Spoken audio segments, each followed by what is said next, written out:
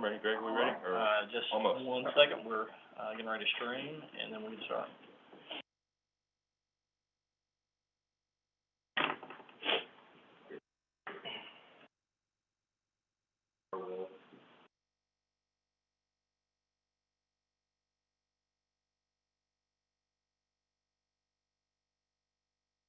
If you just want to.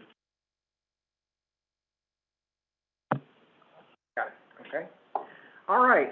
Welcome to the Tttcc meeting for Tuesday, January 12th, 2022. It's been a little while since we've met, but we'll go ahead and have Andy, if you will call the roll. Thank you very much. Who do we have from Bullitt County? We got Mr. Keith Griffey. Anybody else from Bullitt County? Mayor Hockenberry. All right. How you doing, Mayor? Good, Shepherdsville. Thank you. How about City of Charlestown? I saw Mr. Purcell on there. Thanks for joining us. Yes. Albert Purcell or Tubby Purcell, City of Charlestown. Thank you very much for joining us. Look forward to participation this upcoming year. City of J-Town. Did I see Mr. Meniere on? Spoke with him earlier. He said he might be a few minutes late, so he should be joining us perhaps shortly. Anybody from Jeffersonville? Mount Washington? Mayor Armstrong is working his way over potentially from into the meeting. Okay. City of New Albany?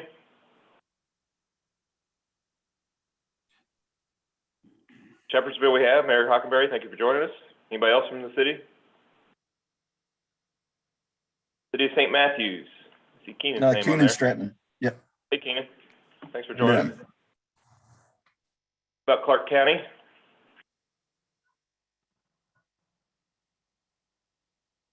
Floyd County? How about any of the state offices of Indiana, either IDEM or INDOT? Robin? Hi, how are you guys? Good. I think Carly Metcalf might be on here also. Yes, I'm here as well. Okay. Thanks for joining us. How about Jefferson Riverport? Zamora, I see you on there. Thanks for joining us. Kentucky DAQ. How about KYTC? I think we have one or more. Yeah, Jacob Huber's here for central office. All right. Isidro Delgado here. Hola, Isidro. Tom Hall with District 5.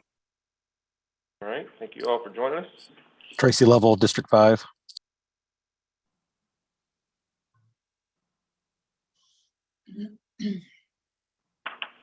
From Kipta in the room, we have myself, Andy Rush, Greg Burris, Spencer Williams, Valerie Moore, Jeremy Shaw, and Jared Haley.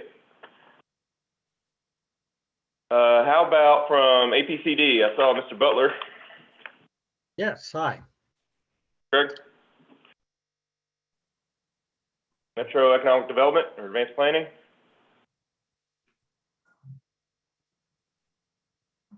Did I see Rachel pop in Mike King's name?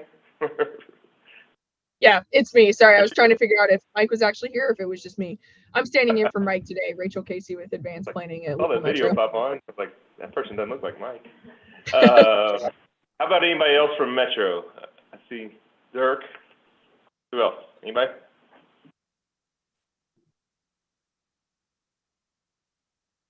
Anybody from the airport? How about Oldham County?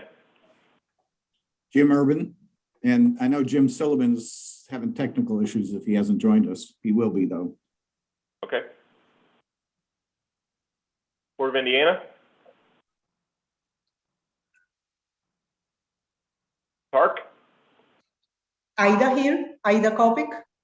Hi. Hello. Clarksville? Brittany's name. Brittany Montgomery's here. Hi, Brittany. And that should about do it on our voting members. I'd like to extend a welcome to our advisory members as well.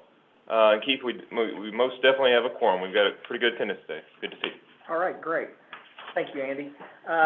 Second order of business is the October 21 meeting minutes. It's been a little while. I'm hoping that everybody had a chance to review those. We will need a motion and a second. If you make a motion, would you just state your name? And if you make a second, just state your name so we can put that in the record. But we need a motion for approval of the October 21 minutes. I make a motion. Scott Fleming. Thank you, Scott. Is there a second? Yeah. Second, Dirk going. Thank you, Dirk. We've got a motion and a second. All in favor, just raise your hand or say aye.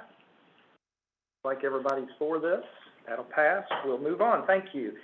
Transportation Policy Committee report. Andy is going to give us that report. Thank you very much. We've got a couple TPC meetings to report on. Since this body did not meet back in November, we've got the October and the November TPC, so I'll try to be quick on this. October saw us with several standard agenda items.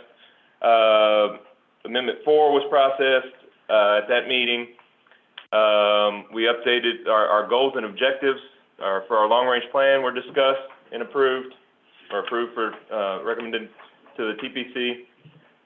Nick spoke about his quarterly review, and then John Callahan of AECOM presented gave us a presentation on the I-65 corridor study, I-65 study. That is I-65 in Jefferson County from just north of the airport, just north of Washington Expressway, to just south of downtown, or into downtown, just south of where the Bridges project began. So that was a good presentation that we had from John Callahan. Nick brought some administrative modifications as well. So that was October. November, our TPC meeting was at, for some of those that may have been there, that was the one we had hosted at the Jeffersonian over there on Taylorsville Road in advance of our Kipta annual meeting later that morning, or later that afternoon, I suppose, for some of the festivities. Amendment 5 was processed. So we had Amendment 4 one month, Amendment 5 the next month. Amendment 5 was a relatively small amendment of our long-range plan and TIP. It contained exclusively exempt projects, so that meant that it didn't require that air quality analysis that typically can take some time on our amendments. The participation plan update was discussed, more on that in a minute. And then we discussed a couple other things, including some of the dedicated funds. Also, we presented our KITE award. Kentuckiana Transportation Excellence Award. That was presented to Louisville Metro for the Middletown Eastwood Trail Phase 1. I think it was Phase 1. Dirk, correct me if I'm wrong. It's Phase 1. It was the portion of the trail that that extends from just east of Gene Snyder out to Beckley Station Road. So it's one of several phases on that project, getting out ultimately to Eastwood, hence the name. We heard what I thought and what I think of others that I've spoken to in the last few months have mentioned to me, one of the best presentations we've seen in a while at TPC. That was from Scott Martin. Scott Martin was past tense the head of River Heritage Conservancy. He has since resigned and has left to go to move elsewhere on to bigger and better things. I don't know, it's been announced. It's somewhere in the southeast is where he's moving to. So Scott Martin was big in the Origin Park. Origin Park is what has the makings to be just a tremendous park that would be just at the Clark-Floyd County line where Silver Creek enters the Ohio River. All sorts of amenities are envisioned there in the Origin Park. So look forward to good things from the Origin Park in the future, and wish Scott the best in his future endeavors. And then Nick had administrative modifications. So I said I'd go quick. I don't know how quick that was, but that concludes 2 months of the TPC report. That's a lot of information. Thank you, Andy. Right now we'll go to Greg, the public comment period. Did anybody send any comments, and have we seen anything? We had not received any comments prior to the meeting via email or by writing, and there are no comments in the chat. Okay, thank you. Anything comes up? we'll get back to that. The public participation plan update. Greg, you want to start us off on that? Yes, sir. I'll take a brief moment here. I just want to discuss our public participation plan update.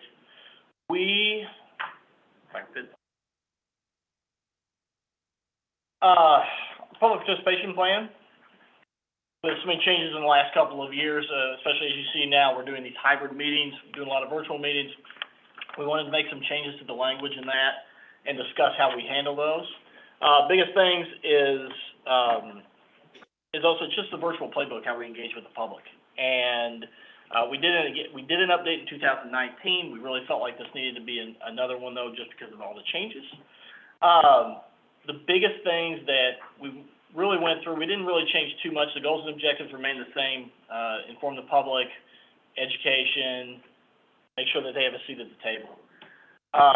We have our programs in there, which is in our current plan.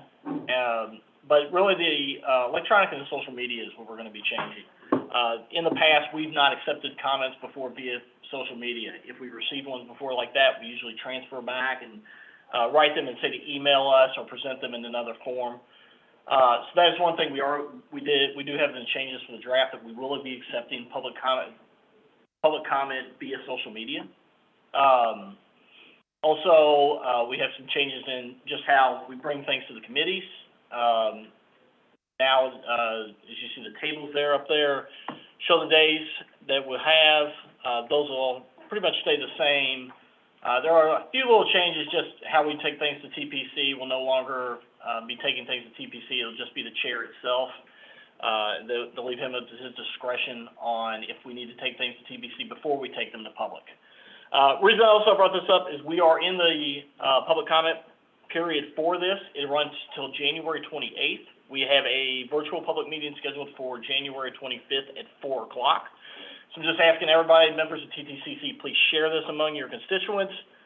We're trying to get good comments, just get a good feedback on if people agree with how we're engaging with the public, where we need to do better, or where we maybe can change some things, how we're doing it, if the public sees fit.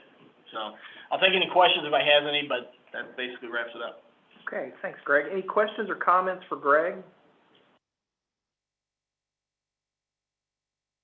All right, and seeing and hearing none, we'll move on. Spencer is up with the environmental justice areas and methodology. Spencer? Good afternoon, everyone. PowerPoint to get pulled up here, but I'll give you guys an update on the environmental justice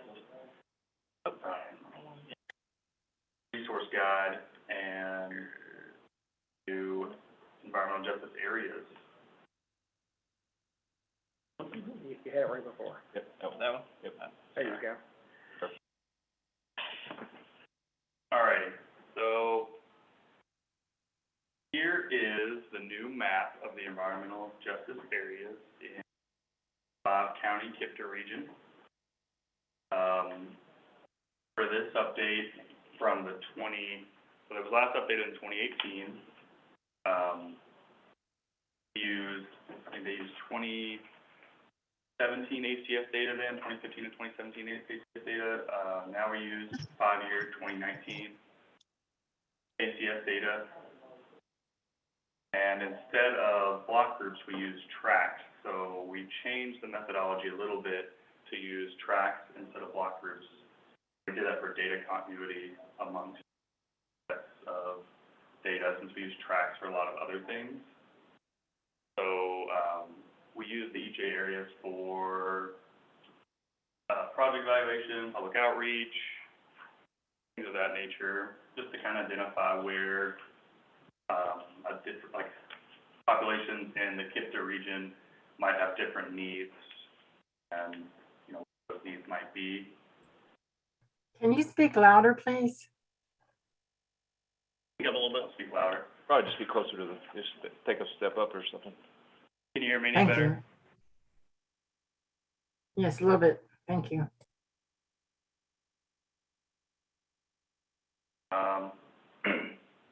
Alrighty, so Yeah, these are the new EJ areas. Like I said, they're developed from tracks instead of block groups. What makes an area an EJ area is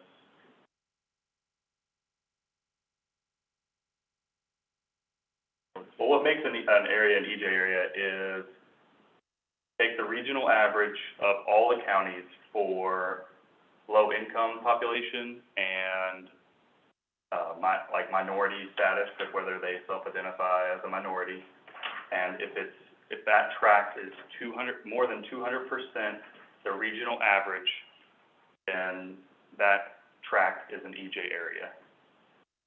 So, like when you look at the map on the right, that's what those tracts are. They're identified in yellow. Those are the tracts that are the EJ areas. They're either low-income, minority, or both. So it doesn't show one or the other. It only has to meet one of those targets to be considered an EJ area. On the left is a 2018 where we use block groups, and on the right is the 2022 EJ areas where we use tracts. Not a huge difference there.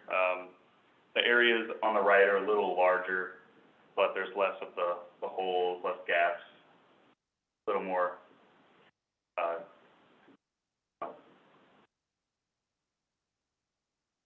all right, and here's an example. So the regional low-income population was 12.35%. So if you were 24% or greater than 24% of that number in a tract, that was considered an EJ area. And then the same goes for tracts that had members of the community that identified as a minority. The regional average was 26.28%. So if it was greater than 52% in that tract, that was also considered an EJ area. Examples to the right, like kind of how each tract is mapped out. So where it goes above the threshold or is below the threshold. And you want to click on that link for me, Greg? This is since I forgot to mail out the guide. So in the room, everybody's got the draft guide on their table, but the draft is also on the website on our EJ page, and you can kind of go over it and see. We kind of talk about like what environmental justice areas are, why we have them, kind of what their goal is to accomplish. You have outreach all across the community to members of the community that might not same level of outreach as other parts of the community. And then kind of shows the same thing. We have some maps that show, where the low-income population specifically is, where the minority population specifically is that meets the threshold, and then just kind of the overall numbers from each county. Andy? I don't think so. Just keep in mind that if I think you may have said this, but if it's one or the other or both, you're in EJ area, right? If the tract is minority EJ area or a low-income EJ area, it doesn't have to be both to be an overall EJ area. It's one or the other or both. So if you guys have any questions, you can email me, and I can try to answer any questions you all may have. I think the only other thing I could think of would be a lot of people that I've showed this to wondered what low income meant. It's basically what the census defines as what the poverty level is. So there's like a national number, like a certain set of thresholds. And if you, what was it, Andy? If you Based were on household size and children. Yeah. Number minors in the house. So if you were above that, you were considered not poverty level, and if you're below that number, it was considered poverty level. Household. Everybody in that household would be considered poverty level. So that's pretty much, I use low income in the document, but it's the same exact number as poverty level on the census data.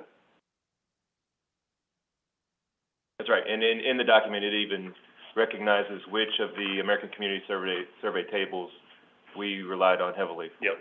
So, it's referencing the one that Spencer's referencing. 1701, I think. Yep. So the numbers that you've talked about are in this document, so when people get this, they'll see that. They're in there on a county level. I could also give it to anybody that wants it on a tract level, like if you want the specific tracts, but in the document, it only breaks it down by county. I think that's a good, I think having the county numbers are good. And it also, the, definition of environmental justice is in here too, and it's really detailed, so. So I just kind of gave you all the. You were at 30,000 feet, but this has got, exactly. you've got it in here that's really broken down. Easy way to say it is if it's over those 200% thresholds for the region, it's an EJ area, but in there it breaks it down. Yeah, we would certainly encourage all the Kipta, or all around the region, to utilize these as a resource, Kipta EJ areas. I know that's been done in the past, and so, this is just the update of the data in essence, and slight tweak on the methodology. Based on that map, it was not a major tweak. It's not a night and day difference. For no way you can make that claim, but, please utilize these as you see fit as agencies around this region, and let us know how we can help, further any of those efforts, so. And Andy or Spencer, either one, will this document and these numbers, I know we've looked at things in the past where getting grants and things like that. How does this play into that, or does it? It could. Yeah. I see it going that way. So, we have anything yet. So some of the language in some of the new specific grants out of the new highway bill would be, we would follow those rules, but yes, if it is a grant that has those types of areas identified, I think I would encourage, agencies like Bullitt County and the others in the room, the virtual room, to utilize that as a resource to say, this is a area that reaches the low-income population to the extent that the grant would be focused on that. This is an area that reaches minority population. I would encourage you to review the specific requirements, and we can help you there too, I suppose. But by all means, that can be a way this is utilized, absolutely. Good, great. Thank you, Spencer. Very good. Any other questions or comments? I'm sorry. I do have a question, if I may, please. First of all, thank you for the update. Appreciate Spencer and Kipta staff. But I was wondering, and I believe this number, this criteria existed before, but if you could remind us how this 200% threshold for low income and minorities was established, based on what criteria? And the second part of my question is, I believe Spencer mentioned that there are data per county in the guiding document on your website. So I was wondering, when you prepare data for each county, did you use the average of low income and minorities for that particular county, or still regional average? Thank you. You want me to answer? I'll answer the first, okay? So on the first, it's a 200% threshold. That's the threshold that Kipta has utilized in the past, so that's replacing the past precedent there. To my knowledge, at least, and somebody correct me if I'm wrong, there's no requirement that we have to use a certain percentage, a certain threshold in that front. And so 200% has it's worked for us in the past. So no change there. There probably could be, and probably are around the region, where that 200% at the track level might be a little bit harder or easier to meet than 200% of a regional average at a block group level, depending on the characteristics of maybe the smaller neighborhoods. A block group might represent a neighborhood, while a tract, in almost all cases, is going to be much larger than a neighborhood. So the 200% is a Kipta choice, to answer your question succinctly. Spencer, the question, you want to answer that other question about the per county? Yeah, so like the percentages per county. I mean, like the tables like that are in the guide, for example, just show the percentage, low income overall over the total population.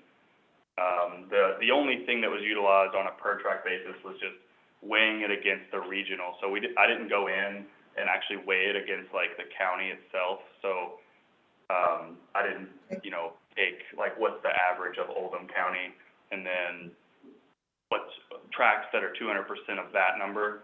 We could do that. That could be a further exercise that we could actually delve into. And if you all wanted a per county kind of more tailored approach, that could also be done, but we just, as a kind of a continuance of the previous exercise, we just did the same thing where we kind of took the regional average and then, kind of had that approach to it as opposed to like a per county approach. Thank you. Any other questions or comments? All right, hearing none, we'll move on. Thanks again, Spencer. It's a very good report. Thank you. Thank you all. I had Next, my hand up. oh, I'm sorry. Sorry, I you didn't see. didn't see it now, I guess. And we just released a new planning environment, the planning emphasis areas from Federal Highway and Federal Transit Administration. And one of those was talking about equity and justice 40 and transportation planning. And so I wanted to know if you were going to address that anywhere in your document. We certainly. Oh, Elizabeth, you can go for it. Sure. Bernadette, we just updated this right before those planning emphasis areas were released. So we are more than happy to take a look at that, especially as we are continuing to update for the NTP. So we'll probably add those in here soon, but we wanted to go ahead and take this updated data to the committees because it was ready. And then we are continuing to explore how we incorporate equity in the NTP, the long range planning process. So that is definitely one of those top priorities of ours going forward. Okay, thanks. I just wondered if you were going to try and squish it in now or amend it later. Thank you. Okay, thanks. And Bernadette, sorry about that. Sorry, I missed your hand up. Screen goes black every now and then, so it's no problem. Thank you. Any other questions or comments? Searching here. All right, I guess we will move on. So Elizabeth, you're back up with Connecting Kentuckiana 2050 Performance Measures Update. Yes, thank you very much. All right. Everybody see my screen? Yes. Yeah. Okay. So I'm here to seek a recommendation for approval for updated performance measures for the next NGP update, Connecting Kentuckiana 2050. Just a reminder that we are required to conduct performance-based planning per federal regulation. I have FHWA's kind of definition from their website about performance-based planning, what that means. Basically, we are trying to link those investment decisions that we make, the projects that we build, with what our vision for the region, our goals and objectives. So these performance measures are the links. We can track them, we can report on them, and show our progress toward those investments in that vision. So the link or the performance measures are in your packet. I didn't want to go over every single one because there are quite a few, but I wanted to hit some of the high points, both on the federal side, the federal required ones, and then our NPO developed performance measures. So the new federal performance measures are related to the Congestion Mitigation and Air Quality Improvement Program, also known as CMAQ. There are 3 of them. They're listed there on the screen.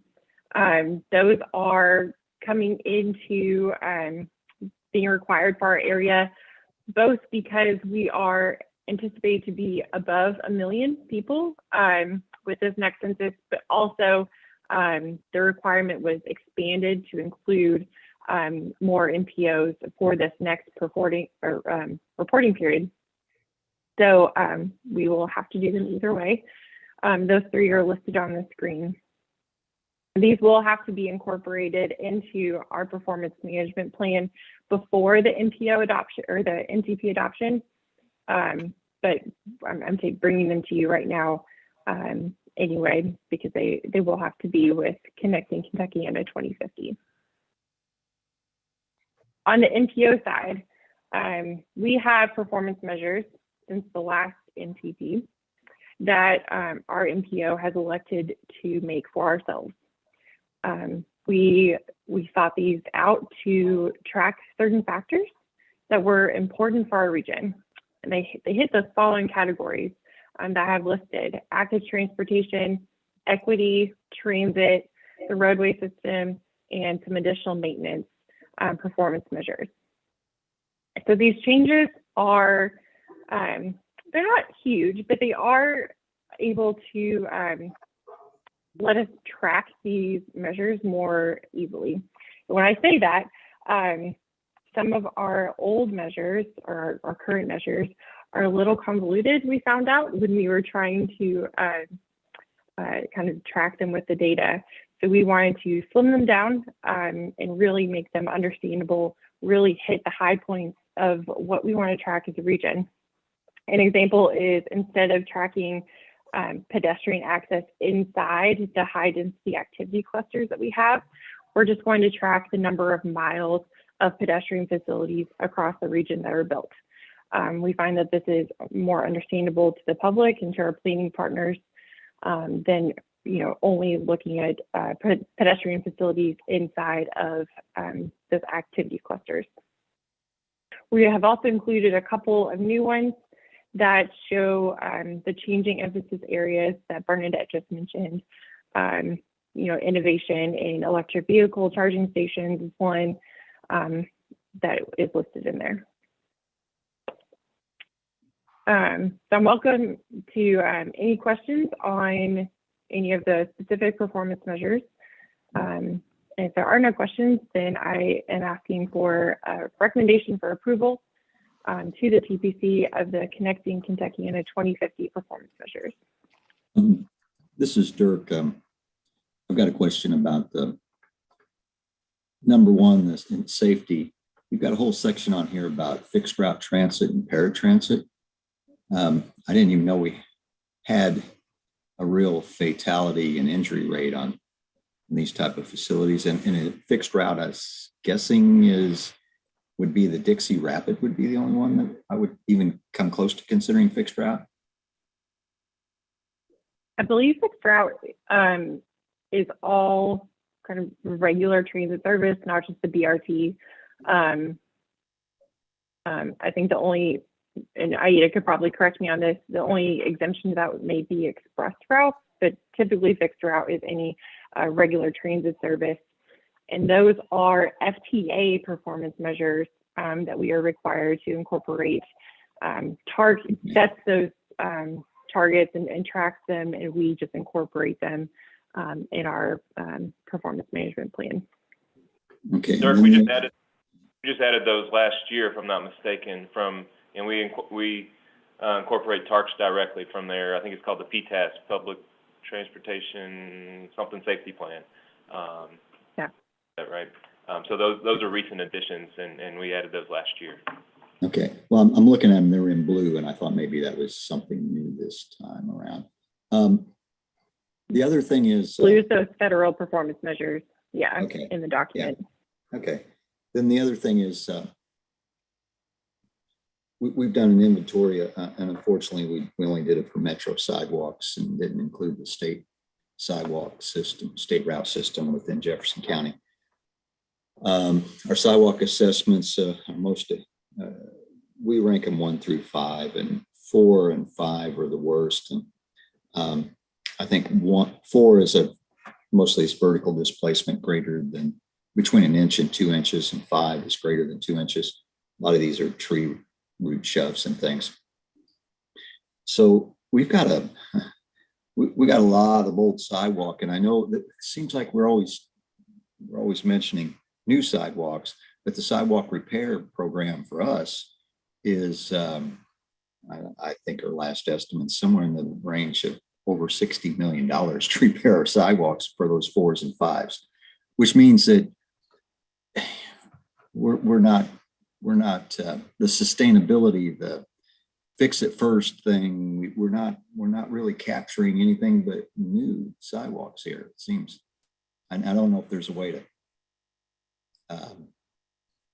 to capture that, but I know back when we did the ARA funds, we fixed a lot of curbs and we tried to fix a lot of sidewalks because of all the issues we got. I think Connecting Kentuckiana surveys, I think the top 2 things were build fix some sidewalk gaps or repair sidewalks. But I don't know we actually capture that here. The only thing we seem to be even talking about resilient infrastructure is pavement, and I know you guys don't even, I mean, we've got a pavement assessment, but all you're using is the state assessment on this side of the river. So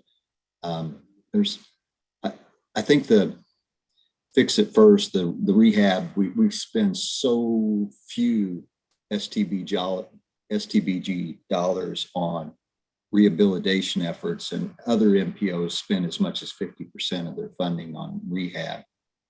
Maybe, and even your Kipta ranking doesn't give us any credit for replacing a deficient sidewalk in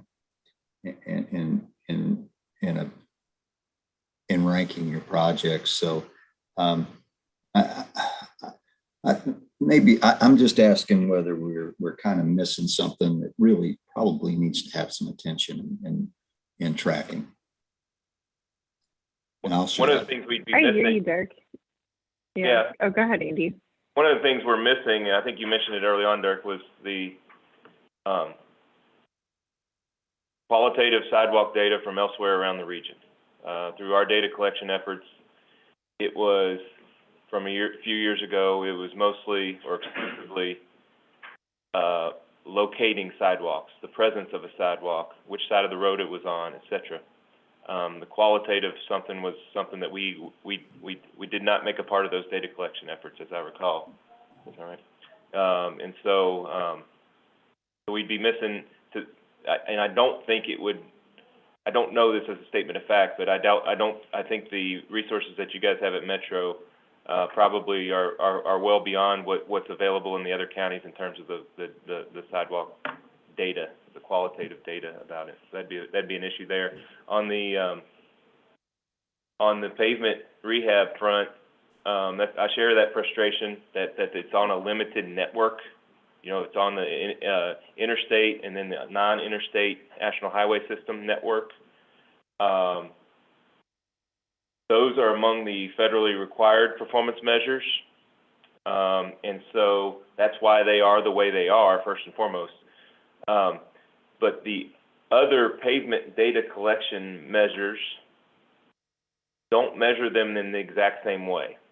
So we've discussed creating a way to recognize. So there's a qualitative or quantitative procedure to identify poor, fair, and good pavements per FHWA guidance. So we do that, and KYTC and NDOT do that as well.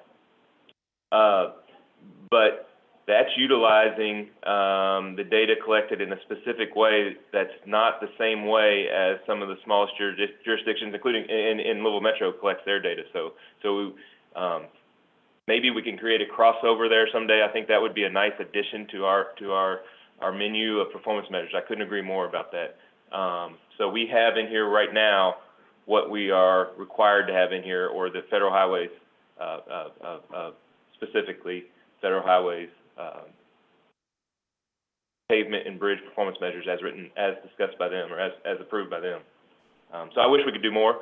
I think we can do more in the future, and maybe we will.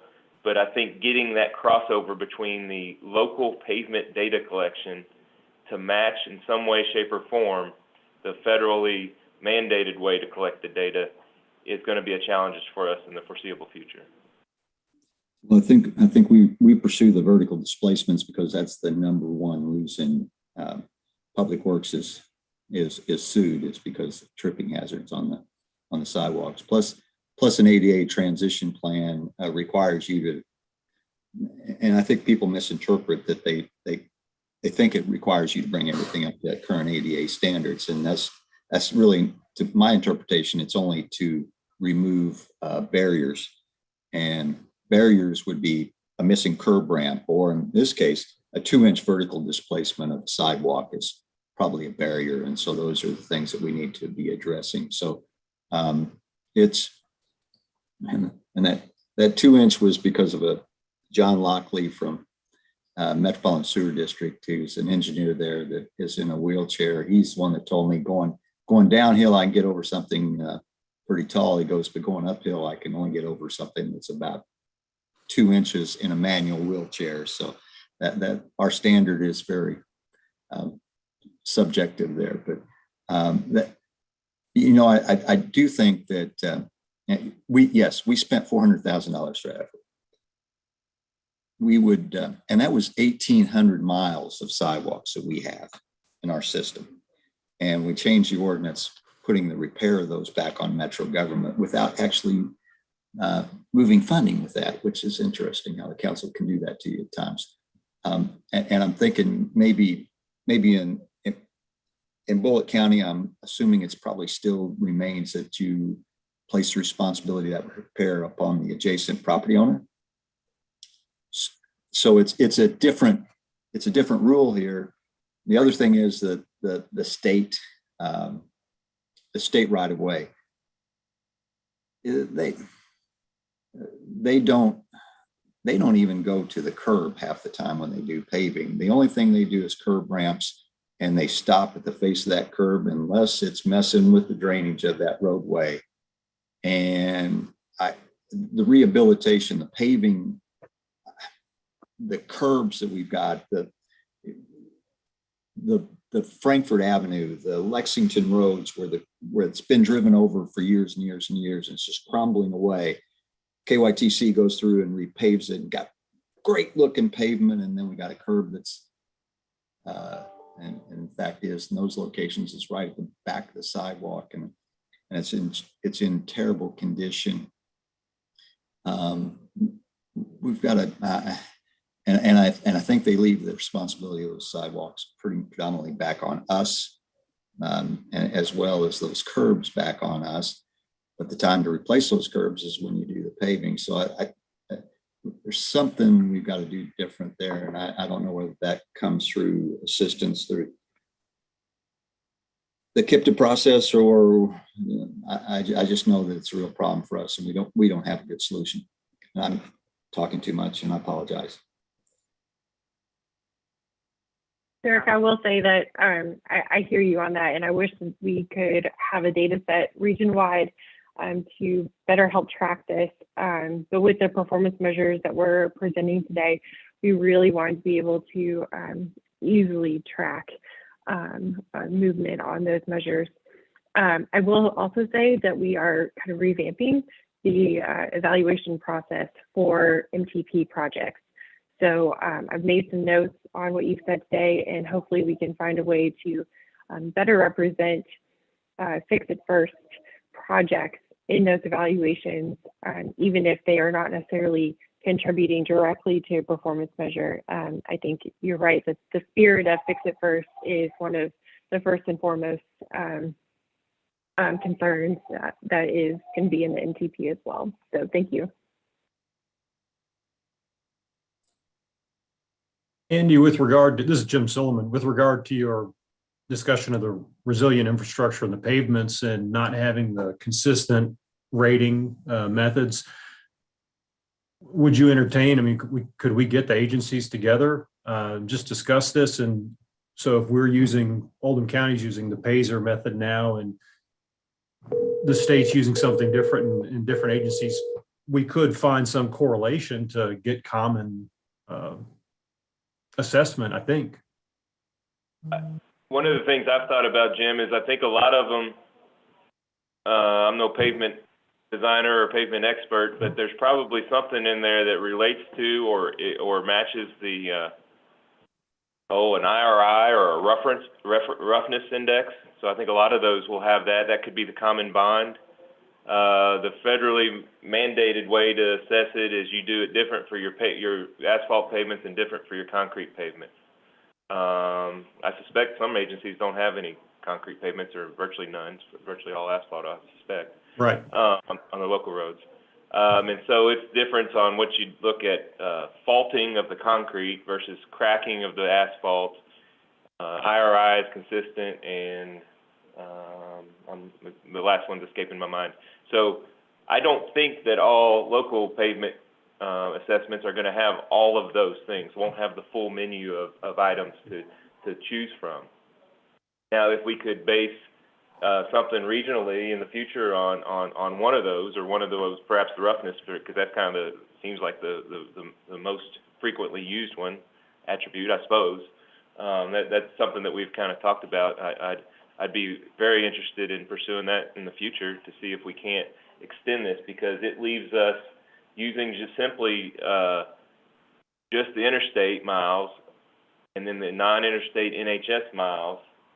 And then actually we have the data for all state-owned roadways, by the way, too. So not all the roads that we have the data for, and therefore we might show on our online resource center, for example.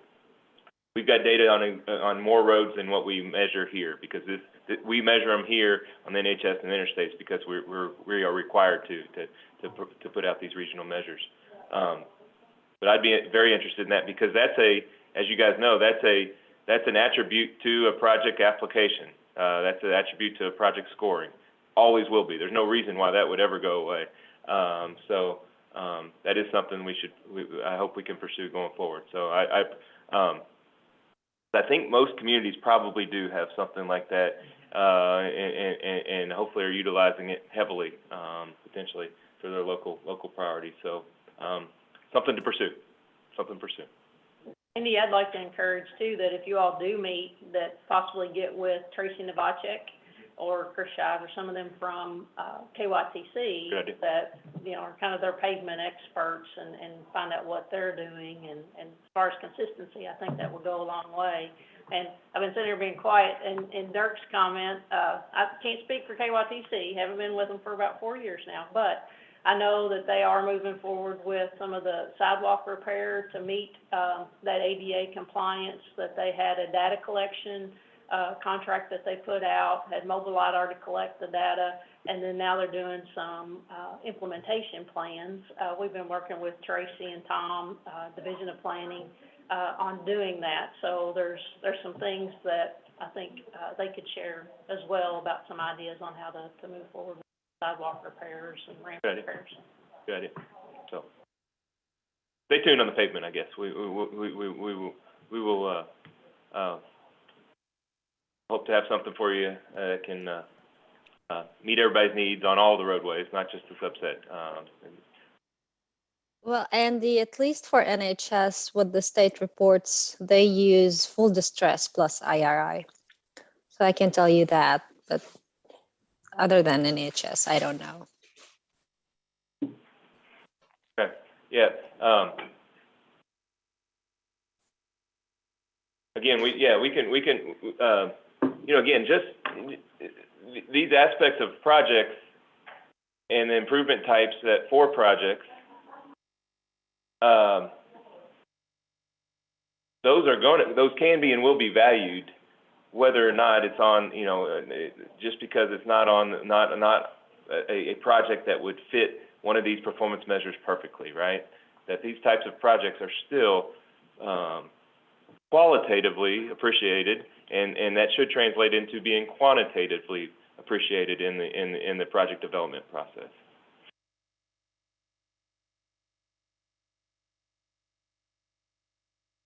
All right, any other questions or comments? Great discussion. Any other? Hi, this is go ahead. Go ahead, Amanda.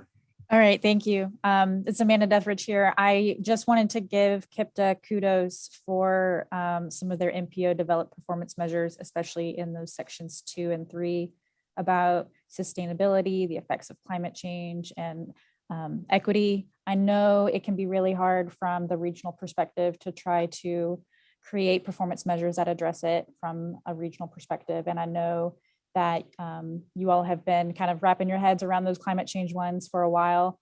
And I just wanted to give you kudos. I think you've done a really good job with that section in particular. Thanks. And I was just going to mention, just remind everybody, we are still planning for a call for projects for MPO dedicated funds in the fall, and assessing the condition of sidewalks and maybe replicating what Metro has done in Jefferson County. Those are the kind of projects that might be scored highly in terms of, if the other 4 counties don't have something similar, maybe submitting a project where you could get a higher consultant to go out and assess the, the condition, because obviously, that is a huge deal, and it's a gap we're missing. But just plugging that in there, if anybody wants to submit a project or program or planning study type thing, that might be a great idea. Thanks, Nick. Anybody else? All right, we need a motion to recommend adoption of the 2050 performance measures to TP. Is that right, Elizabeth? Did I say that right? Yes, thank you. We need a motion. I'll make that motion. Jim Silliman. Thanks, Jim. We need a second. Second. Miguel Zamora. Thank you, Miguel. We got a motion and a second. All in favor, say aye or raise your hand. Aye. Aye. Aye. Opposed? Hearing none, motion passes. Thank you. Thank you, Elizabeth. All right, let's move on to the next. And that would be Andy, the long-range statewide transportation update. Okay, thank you, Keith. I will be turning this over momentarily for a presentation on KYTC's, Kentucky Transportation Cabinet's long-range statewide transportation plan update. They update this every so often, and it's time for a new one, and it's underway. And so we've got a couple folks here to speak a little bit about that. We've got Jacob Huber from the Transportation Cabinet, and we've got Patty Dunaway. Patty Dunaway works for Michael Baker. So I've got a brief bio that I'll read for both these folks, these esteemed individuals we have. So Mr. Jacob Huber, he's been with KYTC for about 12 years. Prior to that, he was a consultant. He works in design and construction, works in planning now. So that's how we know him now. He graduated from Centre College in UK. Currently lives in Frankfurt with his wife and daughter and his sons. And apparently, his kids say he built the best jungle gym in the world. So apparently that's true. So we'll have to come over and check that out. So Miss Patty Dunaway, she worked for the Transportation Cabinet. I think most of you all might recall, remember her from there. So she's currently the office executive for the Louisville office of Michael Baker. Her work there includes responsibility for all the operations and engineering work at that office, and also oversight of the Charleston, West Virginia, and Indianapolis offices. She has over 30 years of experience in civil engineering. She used to work at KYTC, both at the Highway District 4, and then most recently as State Highway Engineer. And she retired from the Transportation Cabinet in 2018, joining Michael Baker shortly thereafter. She lives in Litchfield with her husband and 2 daughters, and 1 amazing grandson. So thank you all for coming. We're happy to have you. And I guess I'll turn it over to Jacob. Yeah, thanks, Andy. Again, my name is Jacob Huber. I'm the Area Development District Coordinator for the state. So I work with 15 different area development districts. We have a transportation planner in each one. Randall Embry does a great job for you guys at Kipta. I correspond with him mainly for my day job, but when they were thinking about the statewide plan, this long-range statewide plan, it was an obvious role to have the statewide coordinator help out with it. So we consulted it out this year to Michael Baker International, where Patty's doing a great job for us. She's juggling a lot of different tasks and sub-consultants and things on her end, but she's put a great team together. And like Andy said, I like the icebreakers with it involves the parent-child relationship, with the jungle gym. By far, in other people's eyes, it's probably not the greatest in the world, but in my kids' eyes, it's the best.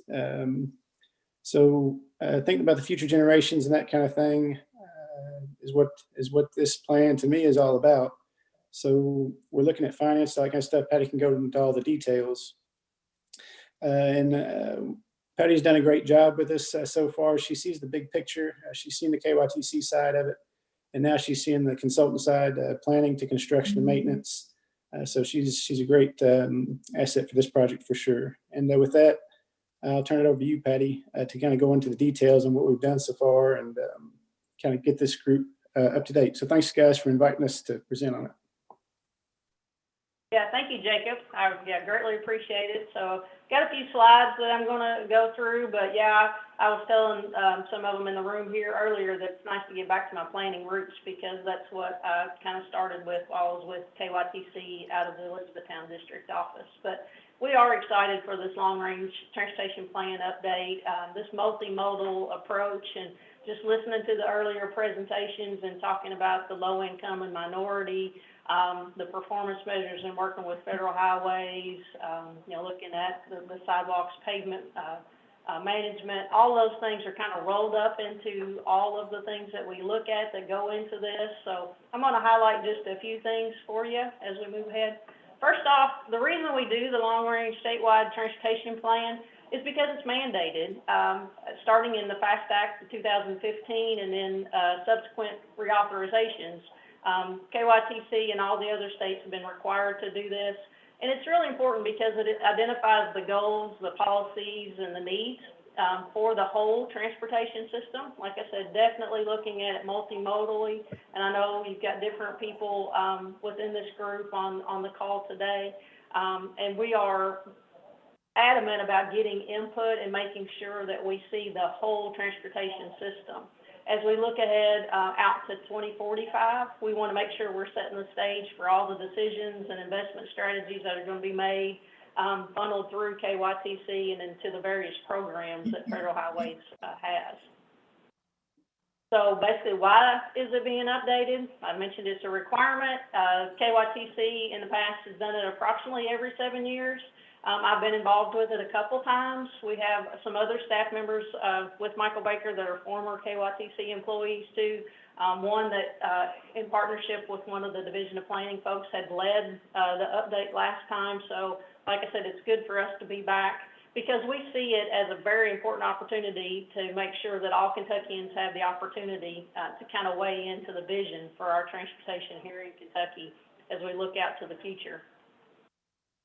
We have an 18-month schedule, started last summer, so we had just recently completed this first phase in collecting all the technical data. We've been looking at all the ongoing plans and policies that are out there, statewide studies. We got the MPO plans, the area development plans that they had, so we can make sure we pull from those performance measures that Elizabeth was talking about, the goals and objectives. We want to make sure that we are seeing the whole picture as we pull it all together. We are setting a new vision, goals and objectives, and performance measures, guiding principles for this long-range plan. And we want to make sure that as it develops throughout the process, that it incorporates everybody's across the whole state and all the different agencies and the different modes. So we're excited to be through that first phase. I'm going to talk about some of the things we completed here in just a few minutes. Mainly being the survey that was recently done, and I know a lot of you all helped us in that, and I greatly appreciate it. But just talking about the next few steps, we are beginning the process of building that draft plan. We'll have it ready by the fall. It will come back out to all the agencies and to the public for review. We'll have a 30-day public review asking for comments back, and so that we can complete it by the end of this year. So I mentioned some of the tasks we completed. First off, the demographic analysis. So making sure we looked at all of those components. Spencer mentioned some of them with the ZJ presentation, but we also want to make sure that we look at all the population, the age areas, the race, look at language, education, income, commuting. And one of the new things that we had this year was the internet access across the state. And so that was pretty eye-opening, and I know, for example, the administration has Kentucky Wired and making sure that we try to expand broadband, so that was one thing that we kind of pulled in to the study as we are looking at everything across the state.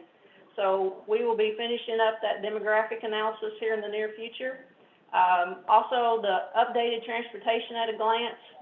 This is a document, I'll show it to you in a minute, it's very busy, but I know Jacob will be sending that out to all the MPOs and the ads and ask you all to send it out because it has all the different modes and just kind of where we are. It's a snapshot of the state in 2022 of, kind of all the different modes of transportation and what's available within our great state. We did various outreach, so including a new website. I mentioned the survey.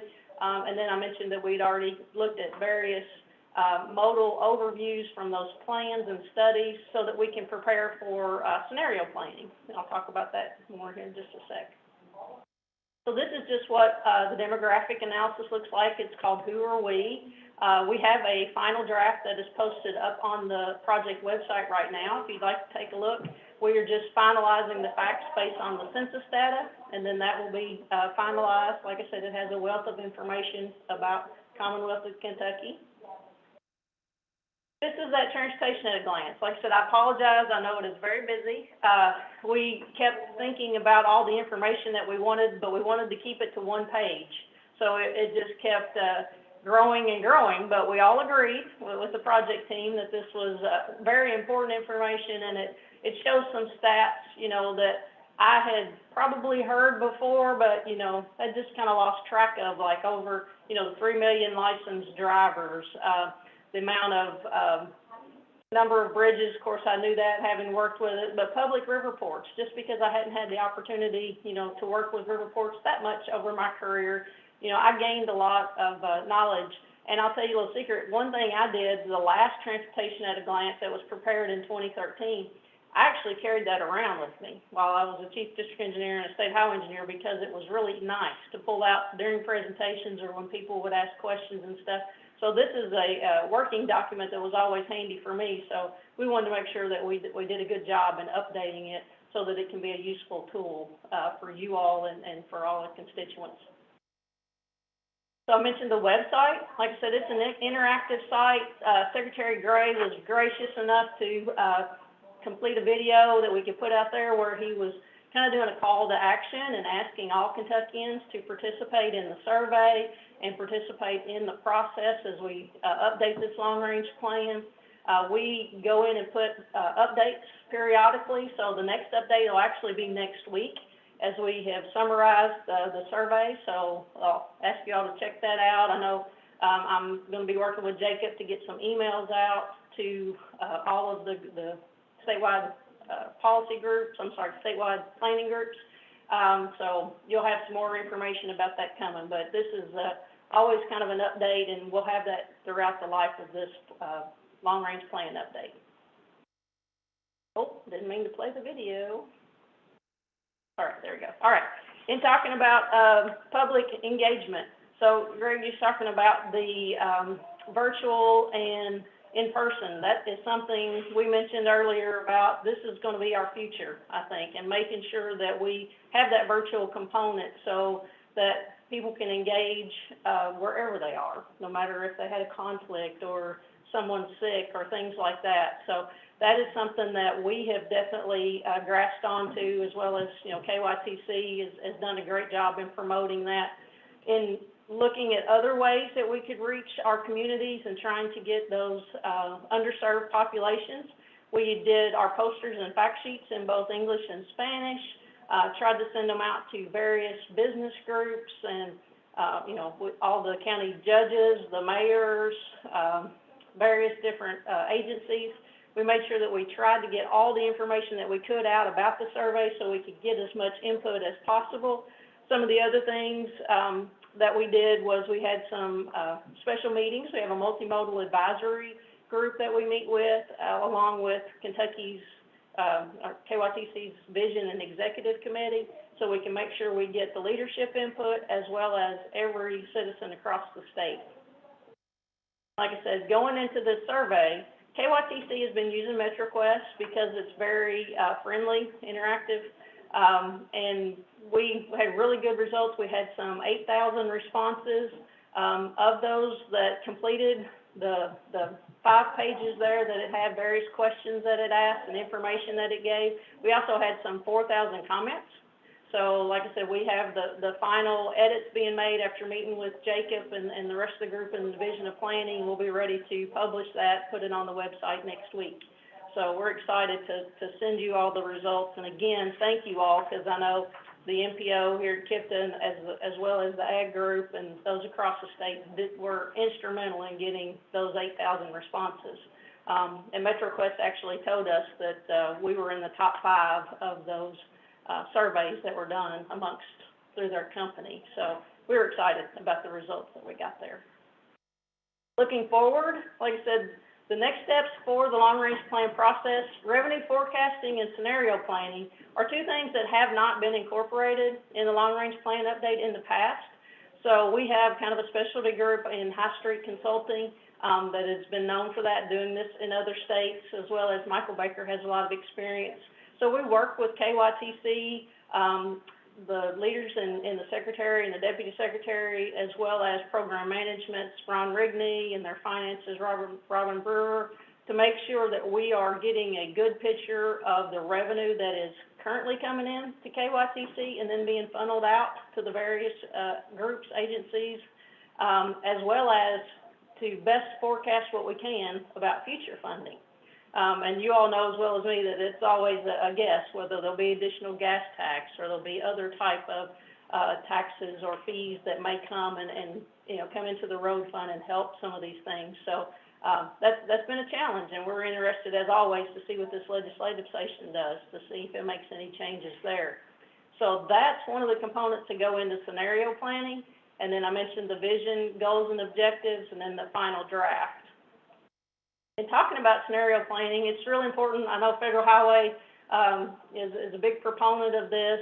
So we have various drivers or external conditions that we look at. This gives you kind of a list of some of them, being the demographics, looking at where the economy is, seeing where development occurs, so both economic development as well as residential development. Looking at technology, you know, within transportation, communication, and the economy, and looking at those funding levels like we talked about with the revenue forecast. That all goes into the development of the plan and looking forward with future policy and investment priorities that'll be set. So this has been the first time for me going through the process. Like I said, some of them within my company and our teammates have done it. So they get very creative in looking at these external drivers. Weather was another one. We wanted to make sure, especially, it's pretty good timing, unfortunately, with the tornadoes and the flooding and all that stuff, and how that impacts our transportation system across our state. They developed 12 different scenarios or alternative future scenarios. Had some really creative names on some of these, Green Acres and Black Rocks, for example. You know, the weighted productivity boost, 6 feet becomes 6 years, you know, but it was a great process. We are right now, had these 12, narrowed it down to 4. We actually meet with Jacob and the planning group tomorrow to kind of talk about those 4. And then in the end of March, we'll be having a scenario workshop where we will kind of finish the refinement of that.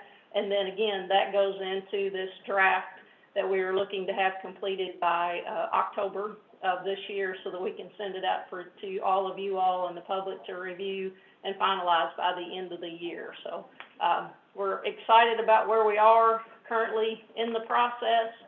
Again, we appreciate everything, you know, that the Kipta has done to help us get the word out.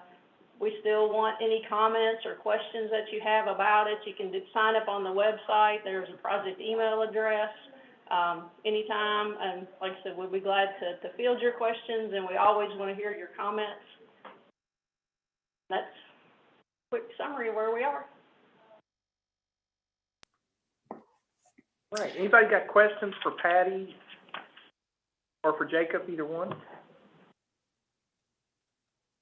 I'd like to say, just as one of those 8,000 people that filled out that survey, that was one of the best interactive surveys that I've seen. So I hope a lot of people on the call today had a chance to do the same, because it was intuitive, yet intuitive and informative. The way you said, here's how money should be distributed in one person's opinion, and so it was easy to fill out, but I think it probably got some really good information for you guys. And I think the most important thing that Andy said, it was easy. Yeah. Like so that MetroQuest platform is great compared to, you know, the others. Sure. SurveyMonkey and them are fine, but having that interaction and being able to do that is great. But thank you. Thanks for coming. Jacob, we had a lot of iterations to get there, didn't we? Yeah, we did. MetroQuest, you guys use that a lot at Kipta? Have you guys used that quite a bit at Kipta? Or is it something still pretty new? We may have tried it a long time ago, but not in a long time, not since Greg's been here, right? No, so it's been a long time, if not forever. I think maybe we just kicked the tires on it back in the day. I can't remember. So now we're using SurveyMonkey and Microsoft Forms. Seems like they've got a good platform now.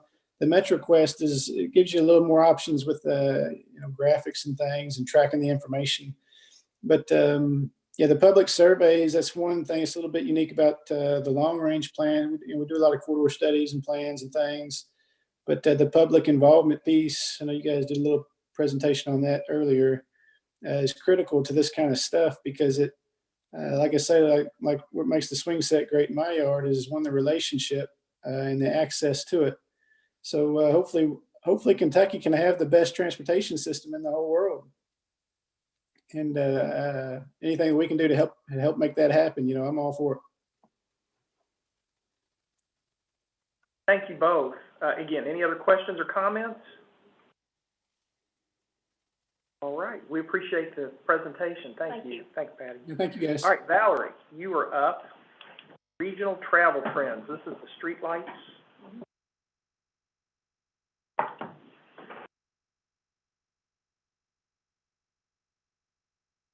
Hey everybody, at Kipta we have been continuously monitoring traffic levels, particularly since the beginning of COVID-19 and the initial shutdown in March 2020, almost 2 years ago. So that has obviously caused an unprecedented level of traffic shifts that we had normally seen before, with many people starting to do work from home and remote learning for schools, and obviously tracking the fluctuations with maybe the traffic flow because of, people going back to school and remote again, and et cetera. And then a lot of workplaces have gone remote permanently. So it's interesting to track throughout time what this pandemic has done with traffic levels that we monitoring and see what goes from here.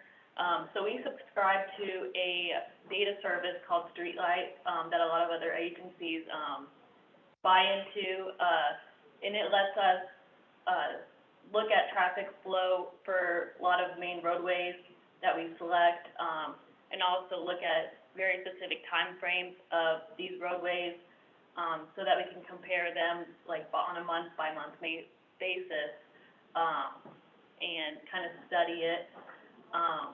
So we're using early March 2020 as a baseline reference for these traffic levels.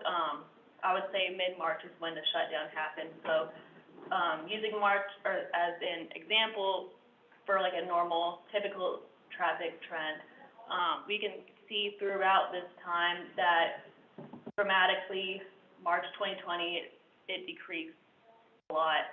And you can see like a general trend throughout this whole Kipta region shown right here. It stays pretty similar up until, I would say, like March 2021, then a lot of fluctuation seems to happen. And then obviously things like the different variants of this virus they might have some sort of influence on traffic levels right now. Currently we have up until late October 2021 for data that's available. So we are going to continue looking at this as time goes on and see like if this specific variant has any effect with our levels in this region. So I'm separating it out by county just so it's a little bit easier to look at. If you're able to read, each line represents a major roadway that we selected. Kind of make your own speculations as to why some roads are changed more than others. The lowest line down there is one of the roads in downtown that might be decreasing because less people are going to the office. That's one example that kind of sticks out. But other than that, it seems like there's a little bit more consistency. This is one for the interstates. I know the text is kind of small, but it's here's Oldham County. At the bottom of the screen, you can see what roads they represent. It might be cut off. But this will be on recording. I think you can go back. Bullitt County, part of the overall trend. Floyd County, part, and this is the overall region, including the ADD counties, including Henry, Trimble, Shelby, and Spencer.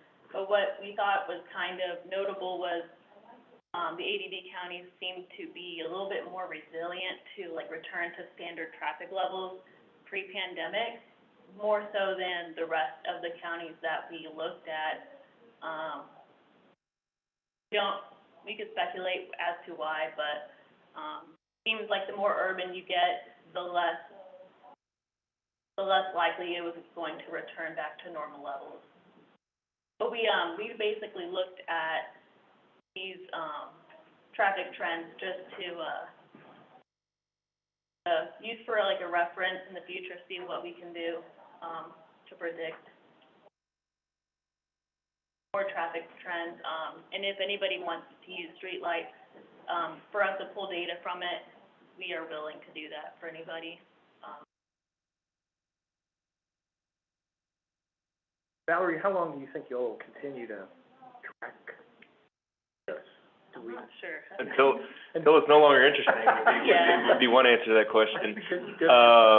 I think that one of the interesting things was kind of the back to school phenomenon. So this fall, now there's a different variant, and I don't know if that's impacting people's travel. Perhaps it is, perhaps it's not. What we can't prove is how much is the typical seasonality of the traffic, right? The seasonality would typically show that summertime we got more, wintertime we've got less. It matches that, but that's also seemingly when maybe these things are more impactful. The pandemic might be more of an impact on one's lives. We'll keep tracking it. Another thing we have in the works is the time of day characteristics of these things. Okay? And some of those things show how the different times of day bounce back less or more than the other times of day. So hopefully we can bring that to you guys soon.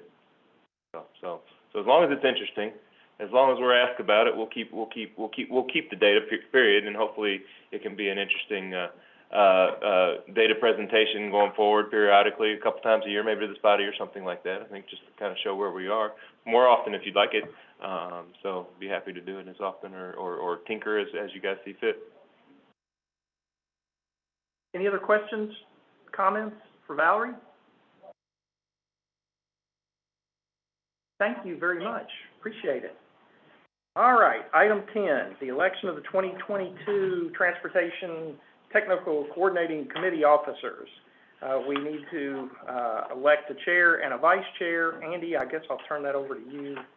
Okay, if it's okay with everybody, if it's okay with you as the chair, I will try to facilitate the nomination process. That's fine. Okay. So, as Keith mentioned, we today, but here in the next few minutes, we're going to nominate and hopefully approve our new officers for the Tttcc for this upcoming year. We would have typically done this back in November, but November's meeting was postponed or was canceled. So here we are in January, and so the new chairperson will take over the gavel, so to speak, in February. So without further ado, I guess I would like to open the nominations first for a 2022 Tttcc chairperson. If there's anybody that would like to nominate for a chairperson, Keith Griffey has, and I'll float this out there. Keith has volunteered to, if he was to be nominated, he would volunteer for another year at home. This is Barry Armstrong, Bullitt County. I'll make that motion to nominate Keith as chairman of the Tttcc for 2022. Thank you, Mayor. Jim Urban, I'll second. Thank you. Thank you, Jim. Are there any other nominations? I make a motion nominations cease and Keith be elected by acclamation. Okay, thank you. I was just going to ask for that. The motion to close the nominations.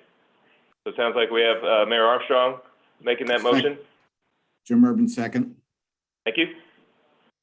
Okay, so somebody correct me if Robert's Rules of Order are not in line, but I think at this time we need to take a vote for, to approve, Mr. Griffey as the TTCC chairperson. So I would entertain a motion or any discussion, or to entertain that motion right at this point. So moved. Thank you, Aida. Thank you. Second. Barry Armstrong, seconds. Thank you. Okay, we got a motion and a second. Is there any discussion? Okay, all in favor of Keith Griffey retaining the TTCC chair for one more year? Only the bylaws might stop him for the next year. So Keith Griffey as your TTCC chairperson for calendar year 2022. All in favor, please say aye. Aye. Thank you. Any opposed? All right, congratulations, Keith. Thank you very much, and thank you that nobody opposed that too. That was been a little embarrassing for me. I appreciate that. So Andy, you want to take on or you want me to take over the? Up to you. I can if you want. Go ahead. You're doing a great job. All right. So next, Keith needs a partner in crime, or maybe just a vice chairperson for this upcoming year. So at this time, I would like to open the nominations for a 2022 TTCC vice chair. Andy, I'd like to, Jim Urban, I'd like to nominate Matt Meniere from J-Town as vice chair. Thank you, I'll Jim. second that motion. Thank you very much, Mayor. Okay. Do we have any other nominations?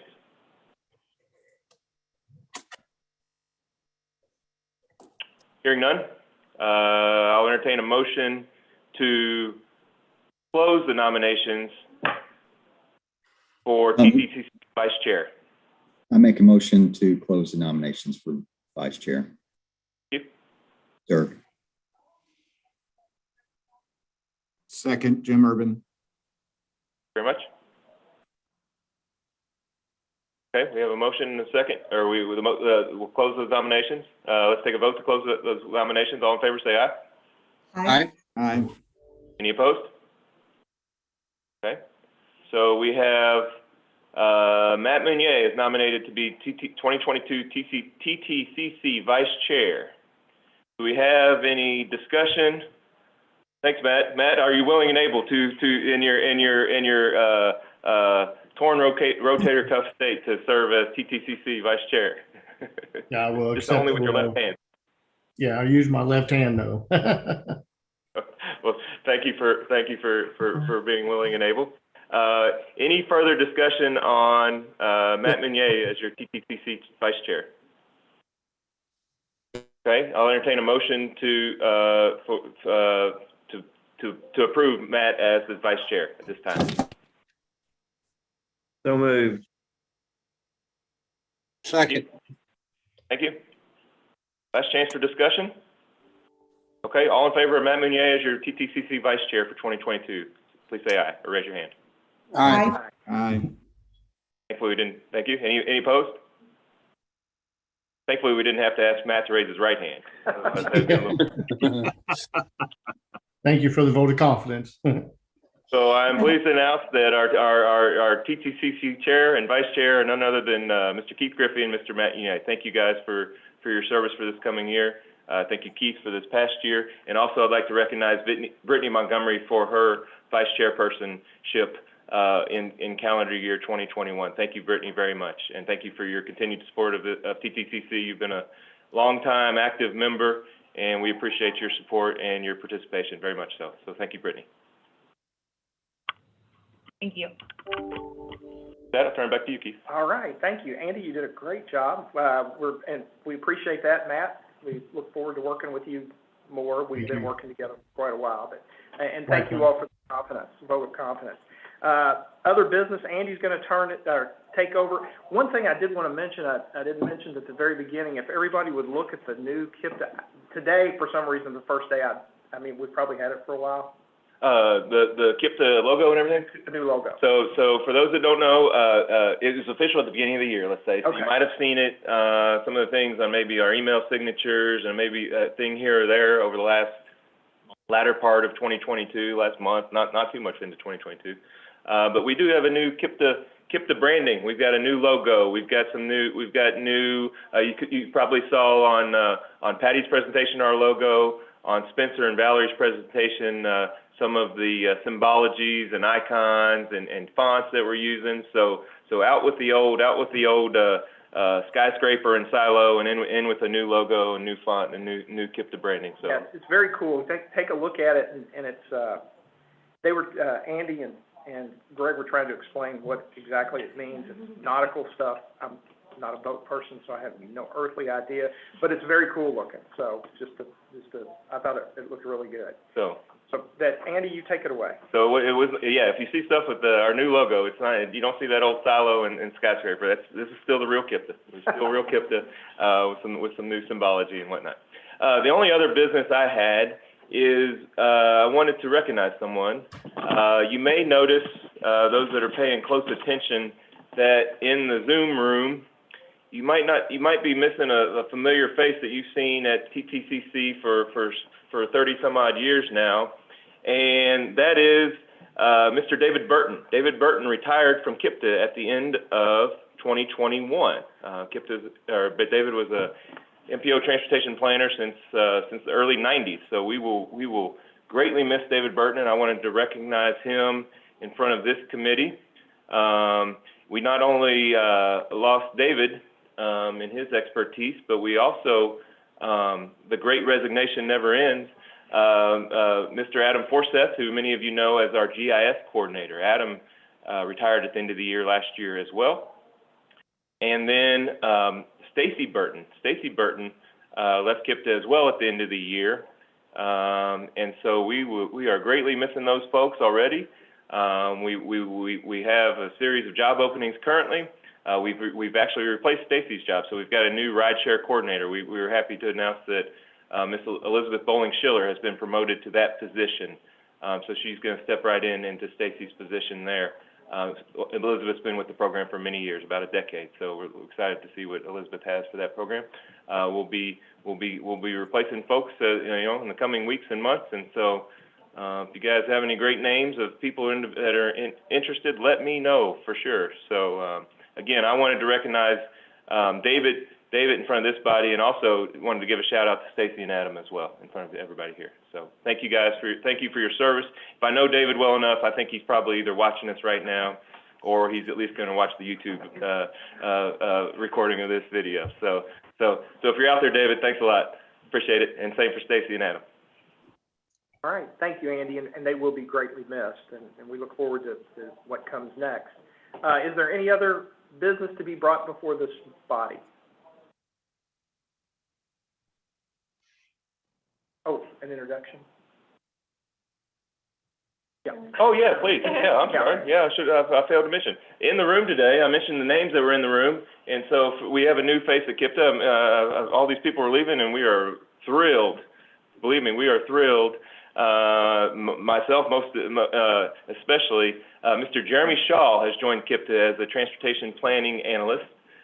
Jeremy comes to us most recently from MnDOT. He's got some experience at Metro previously as well. So Jeremy is going to be filling the role that I filled for several years there, a kind of a crossover engineer, planner, analyst type role. And so I look forward to everybody being able to meet Jeremy in person at an upcoming meeting, whether it's here at a Kipta committee meeting or at another meeting here or there. So please feel free to reach out to Jeremy, just like you are for the rest of our staff here. So welcome, Jeremy. I apologize for not introducing you. So welcome, Jeremy.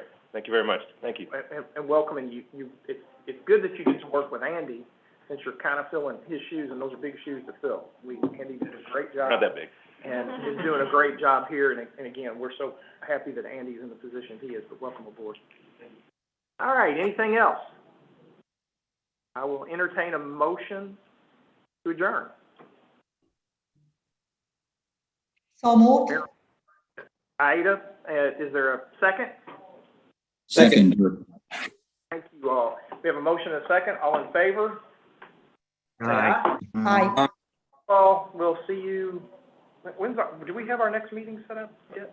Our next meeting will be the second Wednesday of February, which I believe, I want to say is, we will see you right here on February 9th. February 9th. February 9th. Thank you all very much. Have a good day. Thank you.